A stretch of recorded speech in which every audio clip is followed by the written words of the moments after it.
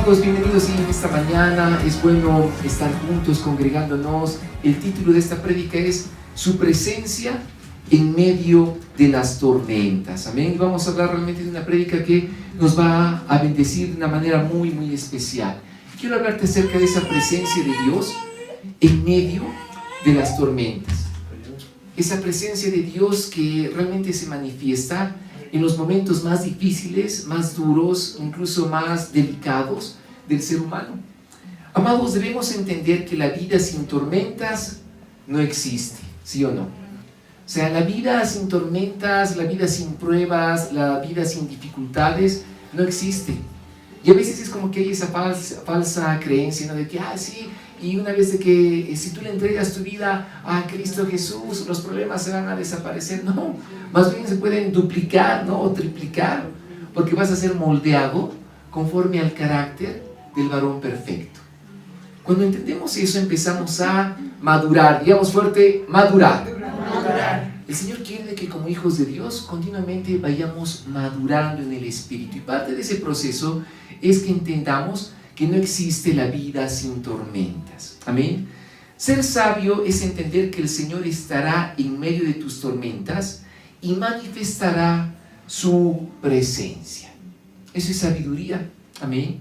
Entender de que el Señor, a través de su fidelidad, te va a acompañar en ese proceso de tormentas.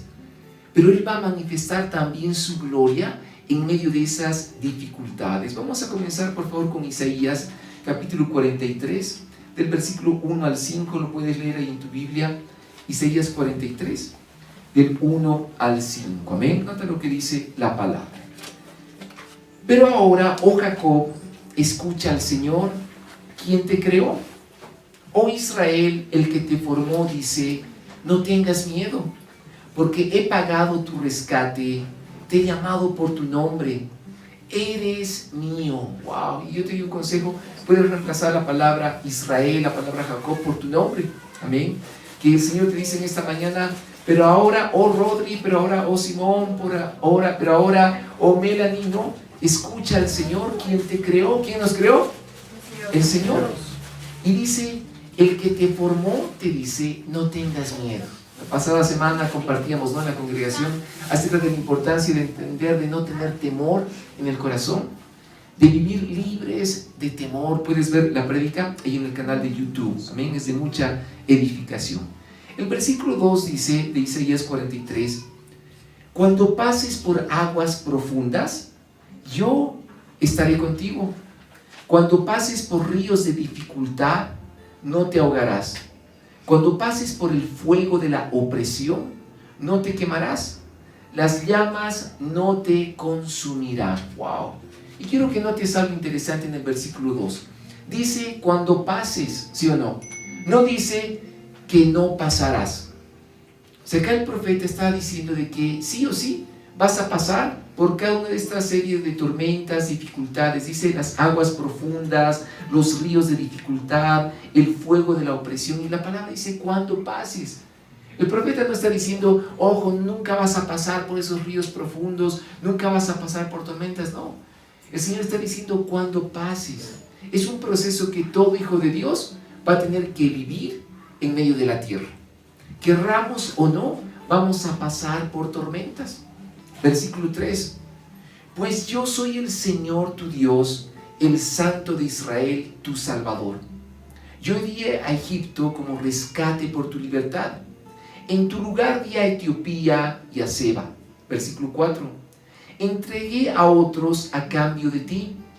Cambié la vida de ellos por la tuya, porque eres muy precioso para mí. Recibes honra y yo te amo. Wow. Y nota esas palabras de cariño, esas palabras de amor del Señor hacia su pueblo. Dice, porque eres muy precioso para mí. O sea, tu vida, amados, es realmente muy preciosa para el Señor. Y noten que el profeta está hablando antes de Jesucristo. Ahora, después de Jesucristo, imagínate que el Señor te dice: eres tan precioso y tan preciosa para mí, que he dado mi vida en rescate por ti. Valemos la sangre de Jesucristo. Para el Señor tú eres sumamente importante, eres muy precioso y preciosa. Dice: recibes honra y yo te amo. no tengas miedo porque yo estoy contigo. Wow. Quiero que el versículo 5 lo puedas subrayar, ¿no? Dice Isaías 43 ahí en tu Biblia. El Señor dice, yo te amo, no tengas miedo porque yo voy contigo. Amén. O amados, entender estas promesas y esta palabra de Isaías 43 realmente va a traer ese entendimiento espiritual a tu vida para poder afrontar las tormentas. Hasta el día de hoy, ¿qué tormentas has afrontado? Desde el día que has nacido, ¿no? Tal vez, no sé, a nivel familiar, a nivel laboral, espiritual, ¿cuántas tormentas te han tocado atravesar? Pero en cada una de esas tormentas te aseguro de que el Señor ha estado presente sobre tu vida. ¿De que ha habido momentos difíciles, duros? Por supuesto que sí. Pero te digo algo, más adelante tal vez el Señor va a seguir puliendo tu vida. Es como que uno diría, no, Señor, ya no, ¿qué más? ¿Qué tormenta más me puede pasar? No sé, ya puede ser tal vez por la primera, segunda, tercera, ¿no? Pero solo el Señor sabe qué nivel de tormenta vamos a seguir atravesando. Te pongo un ejemplo, es como de repente un avión, ¿no? Cuando despega y de repente para llegar a su destino va a tener que afrontar por esas nubes que traen turbulencia, ¿sí o no? Esas nubes, ¿no? Que están cargadas, hechas de tormentas eléctricas, truenos, rayos, ¿no? Centellas, no sé, ¿no? Granizo y demás. O sea, el avión sí o sí va a tener que atravesar por medio de esas tormentas. ¿Por qué? Porque tiene que llegar a su destino. De la misma manera, amados, nosotros como hijos de Dios tenemos que llegar a nuestro destino, que es la vida eterna. Y vamos a tener que ser moldeados a través de esas dificultades. Y en esta mañana quiero compartirte un par de ejemplos acerca de cómo el Señor está presente en esas tormentas. Porque la pregunta es, Señor, ¿dónde estás cuando lo estoy pasando tan mal en mi vida? ¿Sí o no? Señor, ¿dónde estás cuando estoy orando y parece que nada sucede? Señor, ¿dónde estás cuando parece de que en mi oración apenas rebota, ¿no? En el techo? Y quiero de que podamos ser edificados en esta mañana con este par de ejemplos. Amén. Ejemplos de cómo el Señor estuvo presente en medio de las tormentas. Primer ejemplo, Marcos capítulo 4 del 37 al 38. Lo puedes leer ahí en tu Biblia. Marcos 4, 37. Nota lo que dice la Escritura. Pronto se desató una tormenta feroz y olas violentas entraban en la barca, la cual empezó a llenarse de agua. Versículo 38. Jesús estaba dormido en la parte posterior de la barca, con la cabeza recostada en una almohada. Los discípulos lo despertaron y le dijeron, Maestro, ¿no te importa que nos ahoguemos? Le gritaron. ¡Wow! O sea, los discípulos estaban desesperados, le decían, Señor, ¿no te importa que vamos a perecer en este instante? ¿Y qué estaba haciendo el Señor? Durmiendo. O sea, en plena tormenta, en pleno caos, el Señor estaba descansando. Amados, Jesús estaba en la barca y aún así llegó la tormenta. ¿Sí o no? O sea, amados, en medio de la tormenta el Señor está ahí presente. No es de que está ausente, no es de que el Señor está lejano, no te quiere escuchar, no. El Señor estaba presente y aún así llegó la tormenta. Siendo Él el Hijo de Dios, la tormenta tal vez podría haber hecho un quiebre, ¿no? Un recorrido extraño y decir, no, pero aquí está Jesús, mejor nos vamos por la derecha, ¿no? Pero aún Jesús estaba en la barca y la tormenta llegó. El Señor estaba presente en ese momento, pero el Señor manifestó su presencia. Era un momento de prueba para los discípulos, sí. Los discípulos tenían que afrontar esa prueba, tenían que ser moldeados por el Señor. Su fe tenía que ser moldeada. Y el Señor manifestó su presencia como en el versículo 39. Dice, cuando Jesús se despertó, reprendió al viento y dijo a las olas, silencio, cálmense. De repente el viento se detuvo y hubo una gran calma. Versículo 40. Luego Él les preguntó, ¿por qué tienen miedo? ¿Todavía no tienen fe? ¡Wow! ¿Cuándo nos acordamos de este episodio que el Señor reprendió al viento, a la tormenta, e inmediatamente dice que hubo una paz? Y el Señor los reprende y les dice, ¿hasta ahora no tienen fe? En otras versiones dice, no, hombres de poca fe, ¿no? ¿Por qué tienen temor? O amados, necesitamos mucho trabajar en nuestra fe, ¿sí o no? Todos nosotros como hijos de Dios, yo te doy un consejo, fortalece tu fe. Porque si tuviéramos fe, realmente veríamos más la manifestación de la mano gloriosa del Señor. Segundo ejemplo, Juan capítulo 2 del 1 al 3, por favor. Juan 2 del 1 al 3 dice la Escritura: al día siguiente se celebró una boda en la aldea de Caná de Galilea. La madre de Jesús estaba presente y también fueron invitados a la fiesta Jesús y sus discípulos. Versículo 3. Durante la celebración se acabó el vino. Entonces la madre de Jesús le dijo: se quedaron sin vino. ¡Wow! Y en este segundo ejemplo está el Señor, ha sido invitado, ¿no?, con los discípulos a una boda, están en pleno, obviamente, festejo, agasajo, pero de repente el vino se acabó. Y eso era una gran afrenta, eso era era una gran conmoción, ¿no?, para los novios, porque iban a quedar mal. O sea, si ellos estaban organizando su boda, invitando, ¿no?, a las personas, era una de las peores humillaciones, quedarte sin vino en ese contexto. Dice que la madre del Señor no va a María y lo busca al Señor y le dice: mira, se han quedado sin vino. Amados, Jesús estaba en la boda, pero aún así se quedaron sin vino. O sea, el Señor estaba presente en medio de una tragedia, si se puede decir una tragedia, si se puede decir del mundo social, ¿no? O sea, los novios estaban ahí como que ya blancos de miedo, pero la madre del Señor le dice: haz algo, por favor. Versículos posteriores, ¿no?, el Señor le dice: todavía mi hora no ha llegado, ¿no? Pero es como que María lo mira, ¿no?, y le dice: no, tienes que hacer algo sí o sí. Y el Señor, en medio de esa prueba, esa dificultad, manifestó su presencia. ¿Cómo? En el versículo 7 al 10, dice Juan 2, Jesús les dijo a los sirvientes: llenen las tinajas con agua. Una vez las tinajas estuvieron llenas, les dijo: ahora saquen un poco y llévenselo al maestro de ceremonias. Así que los sirvientes siguieron sus indicaciones. Cuando el maestro de ceremonias probó el agua que ahora era vino, sin saber de dónde provenía, aunque por supuesto los sirvientes sí lo sabían, mandó a llamar al novio. Versículo 10. Un anfitrión siempre sirve el mejor vino primero, le dijo. Y una vez que todos han bebido bastante, comienza a ofrecer el vino más barato. Pero tú has guardado el mejor vino hasta ahora. ¡Wow! Y el Señor se manifestó en medio de esa tormenta, cambiando el agua, ¿por qué? Por vino, dando la respuesta, dando la solución.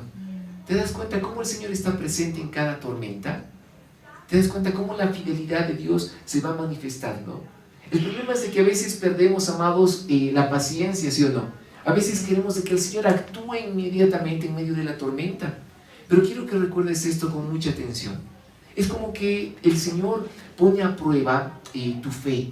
Y es como todo catedrático en la universidad o todo profesor, no sé, en el colegio, que cuando tú estás dando la prueba o el examen, no te puede ayudar, ¿sí o no? Porque eso sería hacer trampa, ¿sí o no? O sea, tú estás ahí en el examen, ¿no? Y todo el salón está obviamente callado, cada uno concentrado, dando el examen. Pero si tú recibieras una ayudita extra del profesor, sería trampa, sería ilegal. Es en esos momentos cuando estamos en pleno examen en el Espíritu, en pleno examen en nuestra fe, cuando el Señor guarda silencio y está esperando de que nosotros mantengamos la calma, apliquemos la fe para superar la prueba. No es de que el Señor te ha abandonado, es de que Él simplemente está presente a pesar del examen que estás viviendo. Y Él te está viendo cómo vas a reaccionar, cómo vas a afrontar esa tormenta que estás viviendo. Recuerda esto, no es de que el Señor está ausente, Él está presente, pero quiere que tú estés aprobando la prueba. Tú puedas rendir bien el examen. ¿Cuántos reciben eso? Amén. Amados, el tercer ejemplo que quiero ponerte en esta mañana está en Lucas capítulo 9, el versículo 12. En Lucas 9:12, nota lo que dice la Escritura. Al atardecer, los 12 discípulos se le acercaron y le dijeron: despide a las multitudes para que puedan conseguir comida y encontrar alojamiento para la noche en las aldeas y granjas cercanas. En este lugar alejado no hay nada para comer. ¡Wow! ¿Cuál era este episodio? La tormenta era de que estaban todos pasando hambre. Las multitudes habían seguido al Señor Jesús. Y de repente el Señor termina de compartirles la palabra, y en ese lugar era lugar sumamente desolado, no había tiendas, no había lugar donde uno podía conseguir comida, no estaba el mar cercano para ir a pescar tal vez. Había una multitud de más de 5,000 personas que estaban hambrientos. Amados, Jesús estaba ahí cuando había que alimentar a más de 5,000 personas y solo había 2 peces y 5 panes. En medio de esa dificultad, el Señor estaba presente, pero llegó la prueba de tener hambre. Llegó el momento en el cual todos se miraban y decían: ahora, hasta que volvamos a cada una de nuestras poblaciones, a nuestras ciudades, ¿qué vamos a comer? ¿Qué vamos a hacer? Y a pesar de eso, el Señor manifestó su presencia en el versículo 16 al 17. Jesús tomó los 5 panes y los 2 pescados, miró al cielo y los bendijo. Luego, a medida que partía los panes en trozos, se los daba a sus discípulos junto con los pescados para que los distribuyeran entre la gente. Todos comieron cuanto quisieron y después los discípulos juntaron 12 canastas con lo que sobró. ¡Wow! Amados, en medio de la dificultad, en medio de la tormenta, el Señor manifestando su poder. Amén. Imagínate de que a la hora de el Señor recibir, ¿no?, 2 peces y 5 panes, el Señor simplemente los levantó, miró al cielo, le dijo: gracias, Padre, bendijo los alimentos y empezó a partirlos. Y los alimentos se multiplicaron de una forma gloriosa. O sea, el pan no se terminaba, es como que seguían, ¿no?, partiéndolo y continuaba el pan y no se acababa, y no se acababa. Hasta que recogieron, dice, lo que sobró, 12 canastas llenas. Es como que todos decían: ya no estamos totalmente satisfechos. Es como que todos estaban saciados. En medio de la tormenta, el Señor manifestándose, ¿sí o no? Amén. Cuarto ejemplo que quiero darte en esta mañana, lo vemos en Juan capítulo 11, el versículo 3.